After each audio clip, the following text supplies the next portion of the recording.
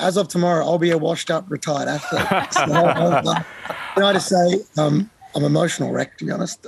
What a day yesterday to win the semi-final and then be named Australian of the Year. But I'm forever grateful. But emotionally, I'm a 10 out of 10, but physically, I'm a 2 out of 10. I'm cooked. I'm struggling. But completely understandable. Great to be here. What does being named Australian of the Year mean to you, Dylan?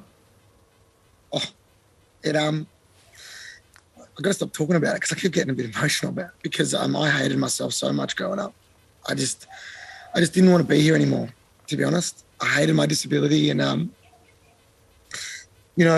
because of my family and people with disability that came before me, breaking glass ceilings so I can be who I am, athletes like Kurt Fernley, Louise Favage, advocates like Stella Young.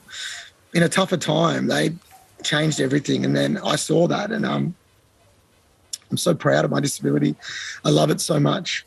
And to be named Australian of the Year and to get it for not just being good at tennis, but for the work off the court and my purpose 10 years ago, yesterday, today, and as Australian of the Year, it's never changed. It's not to win tennis tournaments. It's to change perception so people with disability can live the lives that they deserve to live. And to be given that honour, to be able to hold that platform, to be able to do that, it's huge. And I'm just so grateful and thankful. It's unbelievable. I just don't even know what to say. Well, you're saying it so eloquently, Dylan. I'm sure everybody watching will agree. Such a powerful speech last night, and I think the most powerful point you made at the very end of the speech, you just touched on it as well. People with a disability, you say, are fine. They know exactly what to do. It's all about people who don't have a disability changing their perceptions. How is that process? How is that journey going? How much more work needs to be done on that front?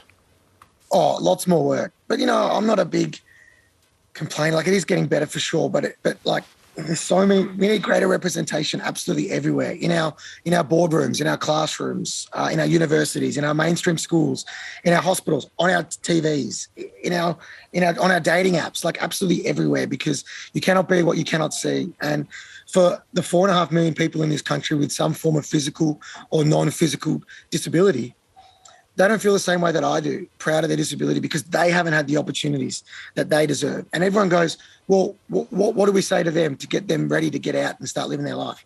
They don't need our advice. They know what to do. The people that need our advice is you, non-disabled people, right? That we need to leave our unconscious bias at the door. We need to lift our expectations of what we think people with disability can really do and give them the opportunities they deserve. Because when you do that, you won't only enrich the lives of us, people with disability, but you'll also enrich the lives of yourselves as well. And,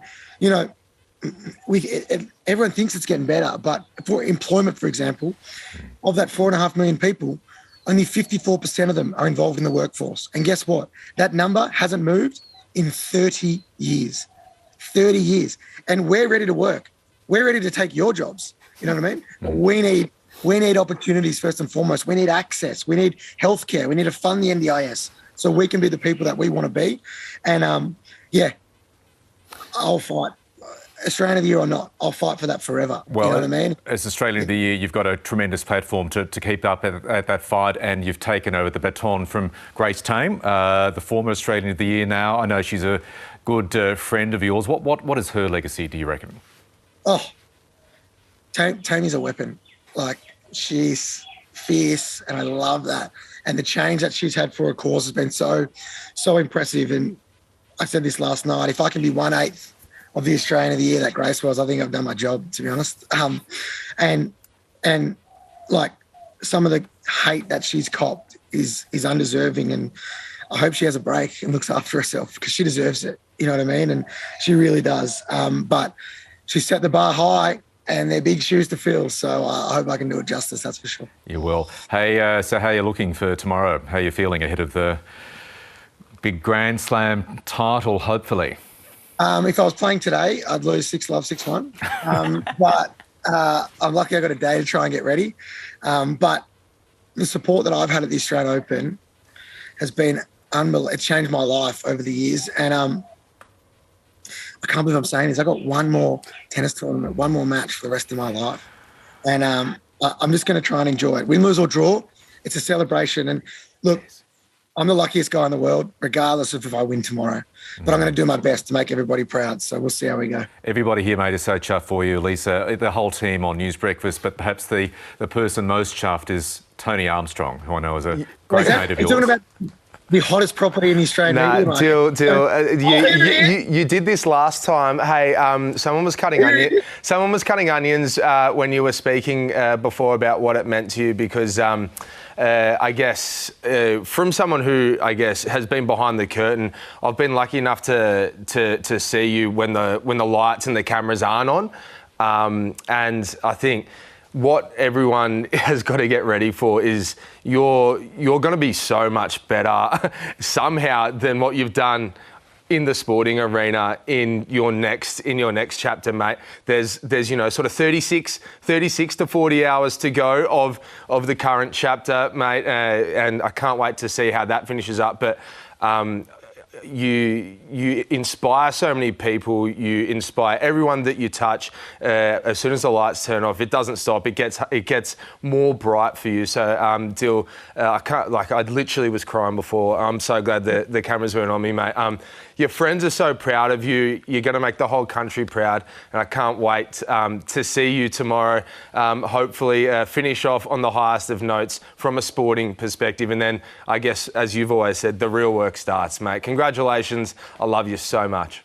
Mate, that means a lot come from me, bro. From you. I love you, mate. That's and I am who I am because of the people around me, and you're one of those people, mate. So thanks, everyone. And yeah, as I said, I hope I make everybody proud, not just tomorrow, but every day. And it's everything is learnt through lived experience, and it's not just my voice. We need to amplify the voices of so many people with disabilities so they can be the people they want to be. But mate, I appreciate that, and look forward to having a cheeky beer with you. That's all done. What do you mean, mate? I don't drink. Please.